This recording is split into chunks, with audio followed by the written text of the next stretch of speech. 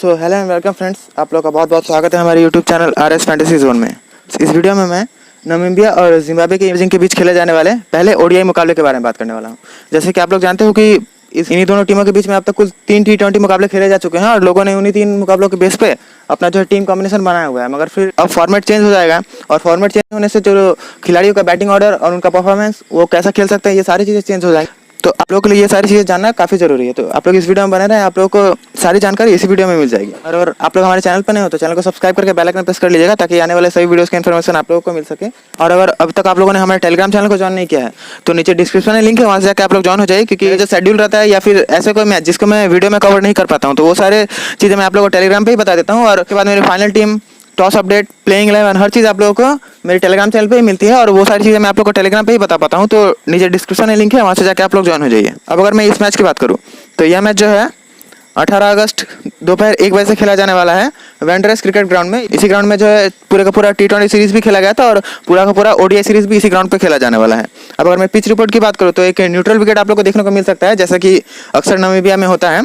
और पिच जो है वो गेंदबाजी बल्लेबाज दोनों को ही सपोर्ट करने वाली है, तो जो अच्छा परफॉर्म करेगा वो विन करेगा। इसमें गेंदबाजी बल्लेबाजी किसी के लिए कुछ सपोर्ट नहीं है। और इसके बाद अगर इस वेन्यू के एवरेज फर्स्ट इनिंग स्कोर की बात करूँ तो 253 का है, तो एक ठीक ठाक स्कोर आप लोगों को देखने को मिल सकता है। और अगर नामीबिया पहले बल्लेबाजी करती है तो आप लोगों को 300 प्लस का भी स्कोर देखने को मिल सकता है। मगर अगर जिम्बाब्वे पहले बल्लेबाजी करेगी तो मुझे जहाँ तक लगता है कि 200 का स्कोर ही सेट कर पाएगी जिम्बाब्वे, क्योंकि जिम्बाब्वे का जो बैटिंग है वो मुझे थोड़ा बहुत वीक दिख रहा है फिलहाल। कुछ 2-3 ही बल्लेबाज है इर्द गिर्द, पूरी की पूरी टीम घूम रही है और उसी की वजह से जिम्बाब्वे की टीम जो है T20 श्रृंखला हार कर आ रही है। अब अगर मैं नामीबिया के पॉसिबल प्लेइंग 11 और उनके स्टैट्स की बात करूं, यहाँ पे मैं पहले आप लोगों को बता दूं कि जो मैंने ऊपर स्टैट्स लिखा हुआ है ये सारे जो स्टैट्स है वो इंटरनेशनल के हैं और उसके नीचे लिस्ट के स्टैट्स मैंने दिए हुए हैं। लिस्ट के स्टैट्स इसलिए दिए हैं क्योंकि काफ़ी सारे ऐसे प्लेयर्स हैं जो या तो इंटरनेशनल में खेले नहीं हैं या तो 1, 2, 3 ऐसे मुकाबले वो खेले हुए हैं, तो इसी वजह से मैंने ये सारे रिकॉर्ड दिए हुए हैं। और अगर कोई प्लेयर ऐसा है जो कि 40-50 ऐसे इंटरनेशनल मुकाबले खेल चुका है तो उनका जो है लिस्ट का स्टैट्स मैंने नहीं दिया है, क्योंकि खाली इंटरनेशनल का स्टैट्स है वही सारी चीज़ें इनका बता देता है। तो अब अगर मैं जेनी ग्रीन की बात करूं तो इन्होंने अब तक कुल 8 इंटरनेशनल मुकाबले खेले हैं, जिसमें इन्होंने 206 रन किया है, 25 का एवरेज है और 76 का स्ट्राइक रेट है। और उसके बाद लिस्ट में इन्होंने 44 मुकाबले खेले हैं, जिसमें इन्होंने 856 रन किया है, 21 का एवरेज, 67 का इनका स्ट्राइक रेट है। तो देख सकते हो कि ओपन करेंगे और एक अच्छे खासे पिक है, क्योंकि T20 में भी इनका परफॉर्मेंस अच्छा रहा था और आपको कम से कम ड्रीम टीम में तो आपके लिए ये रहेंगे, तो आप लोग इनको जरूर पिक कीजिएगा टीम में। इसके बाद स्टीफन बार्ट की बात करूँ तो ये भी इंटरनेशनल में काफ़ी बढ़िया करते हैं और नामीबिया के एक बड़े प्लेयर में से एक है। इन्होंने अब तक कुल 8 मुकाबले खेले हैं, जिसमें इन्होंने 159 रन किया है, 19 का एवरेज है और 55 का स्ट्राइक रेट है। और लिस्ट में 97 मुकाबले में 2719 रन है, 28 का एवरेज है और 80 का स्ट्राइक रेट है।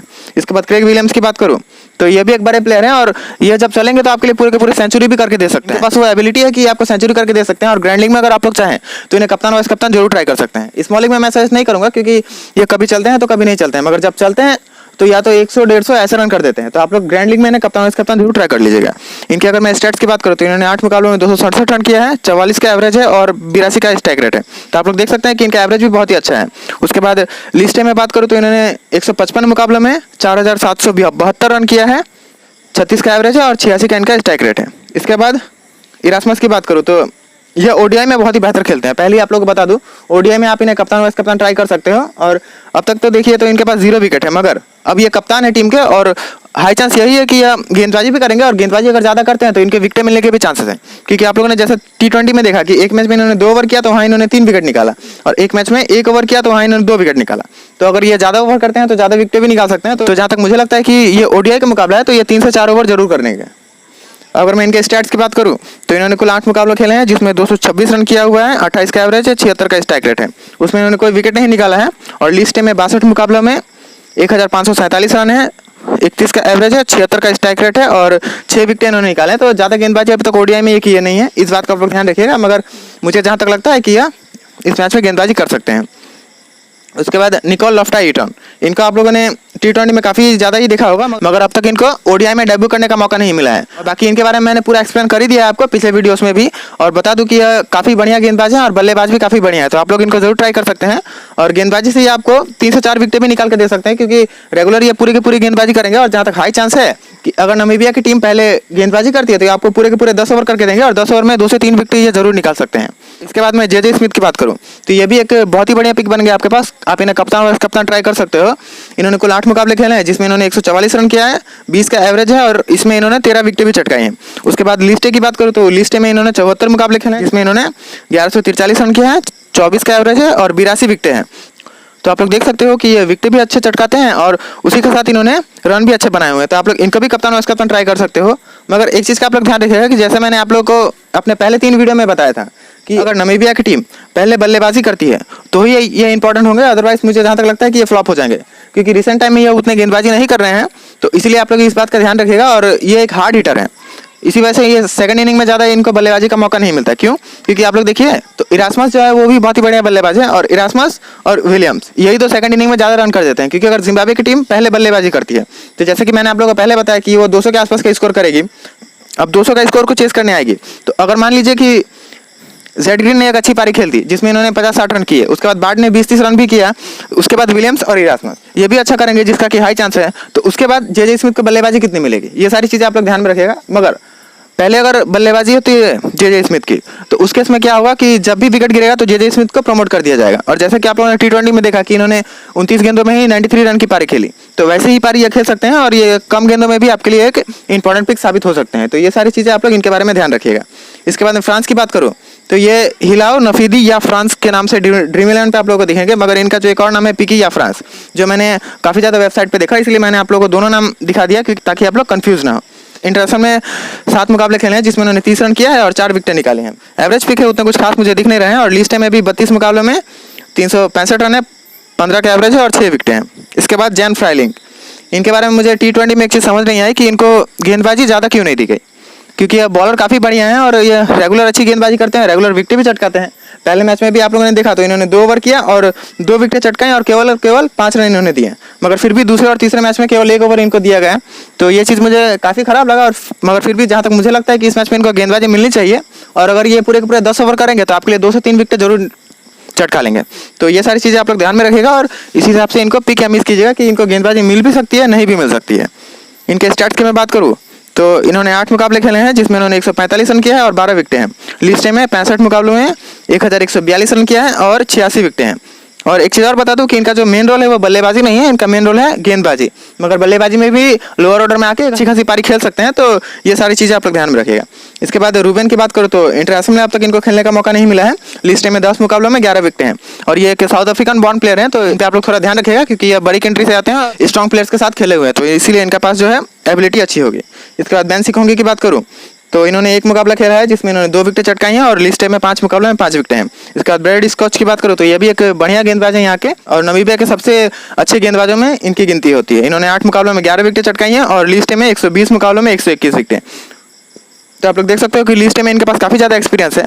जो एक चीज़ यहाँ की है ना कि नामीबिया में ज़्यादातर इंटरनेशनल गेम नहीं होते हैं, ज़्यादातर इनके पास लिस्टे के गेम ही होते हैं। उसी वजह से आप लोगों को लिस्टे के जो गेम है वो काफ़ी ज़्यादा दिखाई देंगे और सारे बड़े प्लेयर्स लिस्टे के गेम ज़्यादा खेलते हैं। जैसे कि इंडिया में होता है कि इंटरनेशनल रेगुलर होता है, उसी वजह से ज़्यादा लिस्टे के गेम्स खेलने का मौका नहीं मिलता, मगर यहाँ पे इंटरनेशनल गेम बहुत कम होता है, इस वजह से आप लोगों को लिस्टे का स्टेट्स भी देखना इंपॉर्टेंट हो जाता है। अब अगर मैं बेंच की बात करूँ तो मिचाओ डू प्रिजी हैं, अगर ये खेलते हैं तो ये मिडिल ऑर्डर में खेल सकते हैं। इन्होंने 14 मुकाबलों में 251 रन किया है, 17 का एवरेज है और 65 का इनका स्ट्राइक रेट है। कार्ल ब्रिस्टोन की बात करूँ तो ये भी मिडिल ऑर्डर में खेल सकते हैं और कुछ गेंदबाजी भी करके दे सकते हैं आपको। इन्होंने 8 मुकाबलों में 155 रन किया है, 19 का एवरेज है और 1 विकेट निकाली है। लिस्ट में इन्होंने 19 मुकाबले खेले हैं जिसमें इन्होंने 267 रन किया है, 17 का एवरेज है और 7 विकेट इन्होंने चटकाई है। बाकी इसके बाद अगर मैं बात करूँ तो लिंगन, नेल, एन गुप्ता और स्वान, अगर मैं इनके बारे में कहूँ तो इन्होंने अब तक ओडीआई में डेब्यू नहीं किया और T20 में आप लोगों ने सभी को देखा होगा। एन वैन लिंगन जो है ये आपके लिए पार्ट टाइम गेंदबाजी कर सकते हैं और मिडिल ऑर्डर में आके खेल सकते हैं। नेल जो है वो प्रॉपर गेंदबाज है, अगर खेलते हैं तो ये आपको 6 से 8 ओवर करके दे सकते हैं। उसके बाद एन गुप्ता भी एक प्रॉपर गेंदबाज है और एन गुप्ता मुझे थोड़े अच्छे लगे, अगर ये खेलते हैं तो आप इनको ट्राई कीजिएगा स्मॉल लीग में। बाकी फौज, नेल और लिंगन इन सबको मैं आप लोगों के लिए स्मॉल लीग में सजेस्ट नहीं करूँगा, खेलते हैं और आप लोगों को ट्राई करना होगा तो आप लोग ग्रैंड लीग में कर लीजिएगा। उसके बाद मैं जिम्बाब्वे इमर्जिंग के प्रॉबल प्लेइंग 11 और उनके स्टैट्स की बात करूँ तो एक चीज़ मैं इनके बारे में बता दूं कि इनका जो बैटिंग ऑर्डर है वो काफ़ी हद तक फिक्स नहीं है। इनके बैटिंग ऑर्डर में मुझे भी काफ़ी ज़्यादा कन्फ्यूजन है, तो ये सारी चीज़ें मैं आप लोगों को टॉस के बाद बता दूंगा। इसी वजह से आप लोगों के लिए टेलीग्राम पे जुड़ना काफ़ी ज़्यादा इंपॉर्टेंट है, तो नीचे डिस्क्रिप्शन में लिंक है, वहाँ से जाके आप लोग ज्वाइन हो जाइए। अगर मैं चिबाबा के स्टैट्स की बात करूँ तो इन्होंने 107 मुकाबले खेले हैं जिसमें इन्होंने 2418 रन किया है, 23 का इनका एवरेज है और 35 विकेट चटकाई हैं। और जहाँ तक मुझे लगता है कि यह 4 से 5 ओवर इस मैच में कर सकते हैं, क्योंकि ये ओडीआई का गेम है जो कि 50 ओवर का कुल होगा, तो उसमें से 4 से 5 ओवर ये जरूर करेंगे, क्योंकि ये टीम के कप्तान भी हैं। इसी वजह से मुझे लगता है कि ये गेंदबाजी कर सकते हैं। और इनका जो लिस्ट का स्टैट्स है वो मैंने नहीं दिखाया, क्योंकि जब इन्होंने 107 मुकाबले इंटरनेशनल में खेले हुए हैं, तो फिर इसी से आपको अंदाजा हो जाएगा कि ये किस तरीके का खेल कर सकते हैं। तो उसी वजह से मैंने लिस्ट के स्टैट्स को इग्नोर किया है फिलहाल। अब इसके बाद मैं अगर ब्रायन चेरी की बात करूँ तो इन्होंने इंटरनेशनल में 14 मुकाबले खेले हैं, जिसमें इन्होंने 186 रन किया है, 13 का एवरेज है और 46 का इनका स्ट्राइक रेट है। और लिस्ट ए में 100 मुकाबले खेले हैं, जिसमें इन्होंने 2793 रन किया है, 30 का एवरेज है और 70 का इनका स्ट्राइक रेट है। तो ये एक एवरेज पिक है, मैं इनको आपके लिए ज़्यादा सजेस्ट नहीं करूंगा। इसके बाद केविन कसिजा, अगर आप लोग चाहें तो 3 और 4 मेंबर में इनके साथ जा सकते हो। ये आपके लिए एक डिफरेंशियल पिक हो सकते हैं, और जहां तक मुझे लगता है कि 30 से 40 रन का योगदान ये आपके लिए कर सकते हैं। ओडीआई में इनका जो रिकॉर्ड है थोड़ा बहुत अच्छा है। इन्होंने लिस्ट में 72 मुकाबले खेले हैं, जिसमें इन्होंने 1676 रन किया है, 25 का एवरेज है, 67 का इनका स्ट्राइक रेट है। उसके बाद मुत्तुम बानी की बात करो तो ये इनके विकेट कीपर बल्लेबाज हैं। इन्होंने 36 मुकाबलों में 618 रन किया है, 19 का एवरेज है और 73 का इनका स्ट्राइक रेट है। और इनको आप लोग इग्नोर करें तो ही बेटर होगा। आप लोग चाहे तो ग्रैंड लीग में ट्राई कर सकते हो, क्योंकि यह एक ही केस में आपके लिए इंपॉर्टेंट होंगे, जब ज़ैनी ग्रीन कम रन करें और इनको ज़्यादा कैचे उनके मुकाबले में ज़्यादा कैचे मिल जाएं, तो उसी केस में ये आपके लिए ग्रैंड लीग में काम करेंगे। अदरवाइज मुझे नहीं लगता है कि यह स्कोर के हिसाब से ज़ैनी ग्रीन से ऊपर जाएंगे। उसके बाद मैथ्यू की बात करूँ तो इनको अब तक खेलने का मौका नहीं मिला है, और T20 में भी इनका परफॉर्मेंस अच्छा नहीं था, तो आप लोग इनको इग्नोर ही कर सकते हो। मैं ग्रैंड लीग स्मॉल लीग दोनों में ही इनको ट्राई नहीं करूँगा। अगर आप लोग करना चाहो तो आप लोग एक आध टीम में इनको ग्रैंड लीग में ट्राई कर सकते हो। उसके बाद कार्ल मुंबा की बात करो तो ये एक अच्छे खासे गेंदबाज हैं। इन्होंने 7 मुकाबलों में 32 रन किए हैं और 7 विकेटें भी इनके पास है। हालांकि यह कि प्रॉपर गेंदबाज हैं, आप लोग बल्लेबाजी में इनसे ज़्यादा उम्मीद मत कीजिएगा, मगर फिर भी इनको ऊपर खिलाया जा रहा है। इस वजह से मैंने बल्लेबाजी का रिकॉर्ड भी यहाँ पे दिखाया हुआ है। और लिस्ट में इन्होंने 36 मुकाबलों में 311 रन किए हैं और 46 विकेटें हैं। तो विकेटें इन्होंने काफ़ी अच्छी चटकाई हैं, और आप लोग चाहें तो उन्हें ग्रैंड लीग स्मॉल लीग दोनों में ही ट्राई कर सकते हो। इसके बाद फराज अकरम की बात करूँ तो इन्होंने इंटरनेशनल में 9 मुकाबले खेले हैं, जिसमें इन्होंने 202 रन किया है और 7 विकेटें हैं।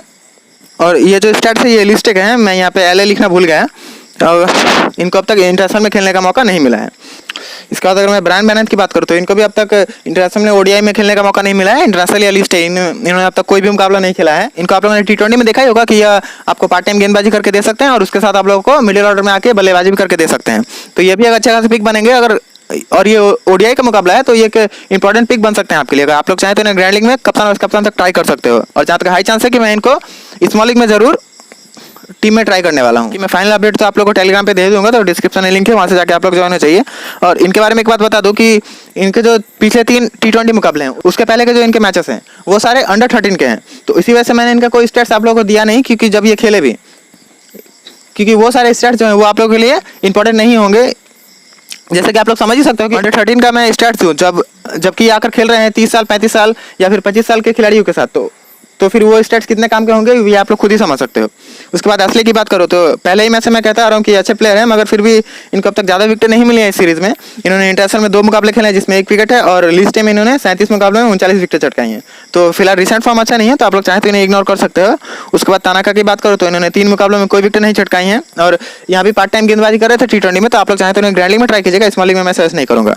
उसके बाद नियांगानी की बात करो तो इन्होंने लिस्ट में 3 मुकाबलों में 3 विकेट चटकाई हैं, और इनकी जो गेंदबाजी स्किल है ना, मुझे थोड़ा बहुत अच्छा लगा, क्योंकि गेंदबाजी का जो इनका एक्शन है या फिर गेंद को जैसे फ्लाइट करते हैं, वो सारी चीज़ें मुझे अच्छी लगी।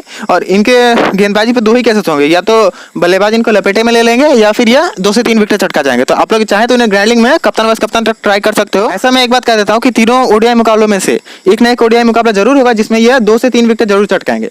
तो ये सारी चीज़ें आप लोग ध्यान में रखते हुए इन्हें टीम में पिक या मिस कीजिएगा। अब अगर मैं बेंच की बात करूँ तो बेंच से एकमात्र ब्रायन ही है जो कि खेले हुए हैं, और मुझे जहाँ तक लगता है कि एकमात्र यही प्लेयर है जिनको खेलने का मौका मिल सकता है। और खेलने का मौका मिलता है तो ये मिडिल ऑर्डर में खेलेंगे या फिर टॉप ऑर्डर में भी खेल सकते हैं। पहले मैच में ही इनको T20 में खेलने का मौका मिला था, जिसमें इन्होंने ओपन किया था और उसमें इन्होंने गेंदबाजी नहीं की थी।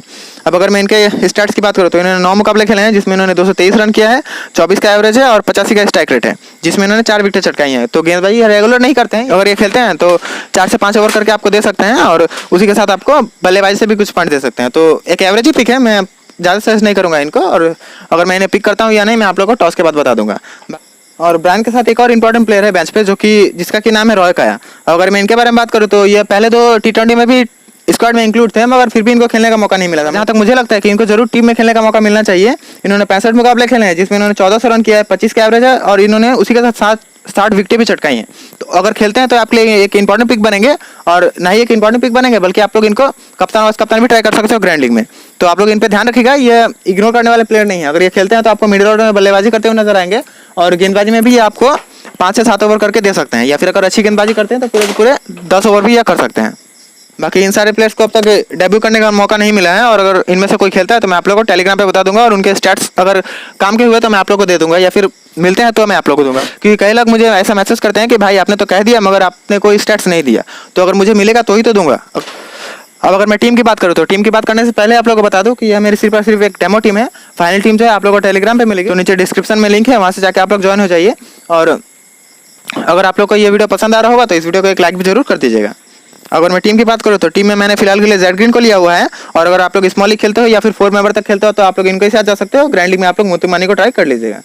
उसके बाद अगर मैं बल्लेबाजी में बात करूँ तो मैंने चिबाबा, इरास्मस और कसूजा को लिया हुआ है, और हो सकता है आफ्टर टॉस में सी विलियम्स के साथ जाऊँ। सी विलियम्स को मैंने फिलहाल ड्रॉप किया हुआ है, मगर हाई चांस यही है कि मैं इनको किसी एक प्लेयर्स की जगह टीम में ट्राई कर लूँ। उसके बाद मैंने ऑलराउंडर में जे स्मिथ, फ्राइलिंग, काया और ईटोन को लिया हुआ है। आफ्टर टॉस ऐसा हो सकता है कि अगर काया नहीं खेलते हैं तो काया की जगह मैं किसी और को ले लूंगा, मगर फिर भी जहाँ तक मुझे लगता है कि ये खेल सकते हैं, और अगर ये खेलते हैं तो ये एक इंपॉर्टेंट पिक बनेगा, जैसा कि मैंने आप लोगों को बताया। तो इसी वजह से आप लोग चाहें तो उन्हें ग्रैंड लीग, स्मॉल लीग दोनों में ही ट्राई कर लीजिएगा। उसके बाद अगर मैं गेंदबाजी में बात करूँ तो मैंने स्कॉच, एस्ले और ट्रम्पलिन को लिया हुआ है। ऐसा आफ्टर टॉस हो सकता है कि मैं रूबेन को ड्रॉप करके मुंबा को ले लूँ, और उसके बाद यहाँ से कसूजा या फिर चिबाबा, इन दोनों में से किसी एक को ड्रॉप करके विलियम्स को ट्राई कर लूँ। तो ये सारे चेंजेस मैं आफ्टर टॉस कर सकता हूँ, मगर फिलहाल के लिए मैंने रूबेन को ही लिया हुआ है। अब अगर मैं कप्तान वाइस कप्तान की बात करूँ तो फिलहाल के लिए मेरा कप्तान ईटोन है, और वॉइस कप्तान जो है वो जे स्मिथ है। अगर नामीबिया की टीम पहले गेंदबाजी करती है तो हाई चांस यही कि मैं जे स्मिथ को ड्रॉप करूँगा और सीधा सीधा मैं सी विलियम्स को ट्राई करूँगा, तो उस केस में जो है मेरी टीम ज़्यादा सेटल दिखेगी। तो ये सारी चीज़ें आप लोग ध्यान में रखते हुए टीम बनाई है, क्योंकि जे स्मिथ जो है वो आप लोग को पहले बल्लेबाजी करते हुए ज़्यादा इंपॉर्टेंट रहेगा, ना कि पहले गेंदबाजी करते हुए। और अगर आप लोग चाहो तो इरास्मस के साथ जा सकते हो, मगर इरास्मस जो है ज़्यादा गेंदबाजी नहीं कर रहे हैं, मगर फिर भी एक इंपॉर्टेंट प्लेयर है। और लास्ट के जो मैंने मैचेस देखे हैं उसमें से इन्होंने कुछ मैचेस में सेंचुरी, हाफ सेंचुरी ऐसी सारी पारियाँ खेली हुई है, तो ये भी एक इंपॉर्टेंट प्लेयर है, और आप लोग इन पर जरूर ध्यान रखिएगा। उसके बाद अगर आप लोग चाहें तो ग्रैंड लीग में चिबाबा या फिर फ्राइलिंग, इन दोनों को ट्राई कर सकते हो। चिबाबा अगर चलते हैं तो ये भी आपके लिए सेंचुरी करके दे सकते हैं, और पिछले कुछ मैचेस में भी इन्होंने अच्छा परफॉर्म किया हुआ है ओडीआई में, तो ये सारी चीज़ें आप लोग ध्यान में रखिएगा। उसके बाद फ्राइलिंग आपके पास अच्छे ऑप्शन है, मगर ये अगर ये ज़्यादा गेंदबाजी करते हैं तो ये इंपॉर्टेंट होंगे, जैसा कि आप लोगों ने टी20 में देखा कि ज़्यादा इनको गेंदबाजी नहीं मिल रही थी, तो उस केस में तो आपके लिए इंपॉर्टेंट हो ही नहीं सकते, क्योंकि अगर गेंदबाजी नहीं मिलेगी तो फिर ये विकेट कहाँ से चटकाएंगे। उसके बाद रॉय का आपके पास एक अच्छा ऑप्शन है ग्रैंड लीग में। तो मैं आप लोगों के लिए स्मॉल लीग में कप्तान सजेस्ट नहीं करूँगा, मगर आप लोग इनको ग्रैंड लीग में ट्राई कर सकते हो। और जैसा कि मैंने आप लोग को एक और बॉलर के बारे में बताया, न्यांगानी, ये भी आपके लिए ग्रैंड लीग में अच्छे पिक बन सकते हैं कप्तान वाइस कप्तान के। तो ये सारे प्लेयर्स को अगर आप लोग ज़्यादा कॉम्बिनेशन ग्रैंड लीग में बना रहे हो तो इन सबको आप लोग बारी बारी रोटेट कर लीजिएगा। तो इस वीडियो में इतना ही। अगर आप लोग को ये वीडियो पसंद आया तो इस वीडियो को लाइक करें, चैनल को सब्सक्राइब करें और बेल आइकन प्रेस कर लीजिएगा। मिलते हैं अगले वीडियो में। Thank you.